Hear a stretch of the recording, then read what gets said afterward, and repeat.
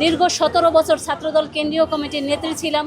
যত আন্দোলন সংগ্রাম ছিল, এই পার্টি অফিসেই যখন অবরুদ্ধ ছিল তখন আমরা ভোর রাত 3টা বাজে পার্টি অফিসে ঢুকে থাকতাম।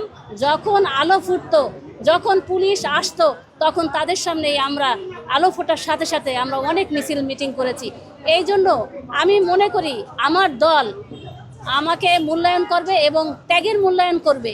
এই দলে যারা ত্যাগী, যারা আন্দোলন সংগ্রামে আমার মতো ভূমিকা পালন করেছে, এবং আমি এই দলের অনেক আন্দোলন সংগ্রামে সাথে ছিলাম, এই জন্য আমি আশা করি যে দল আমাকে মূল্যায়ন করবে।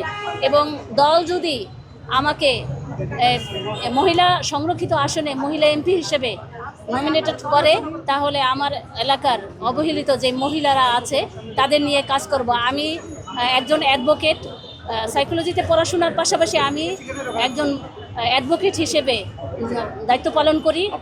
দীর্ঘদিন এই রাজপথের সৈনিক। আমি 1996 সালে ইডেন কলেজে ভর্তি হয়েছি মনোবিজ্ঞান বিভাগে। তখন থেকে আমার জীবনের এই রাজনৈতিক জীবনের পথ চলা শুরু। দলের অনেক দুঃসময় এসেছে। 111 নামে একটা দুঃসময়, খারাপ সময় ছিল। এই দুঃসময়ে আমি ভূমিকা পালন করেছি। আমি আমার শরীয়তপুর জেলা থেকে আমি সংরক্ষিত আসনে এমপি চাচ্ছি, এবং দল যদি আমাকে এমপি হিসেবে মনোনয়ন করে তাহলে আমি এই সংসদে আমাদের নারীদের নিয়ে কথা বলবো, যেসব অবহেলিত নারীরা আছে তাদের নিয়ে কথা বলবো, এলাকার উন্নয়ন নিয়ে কথা বলবো, এগুলো নিয়েই আমি কথা বলবো।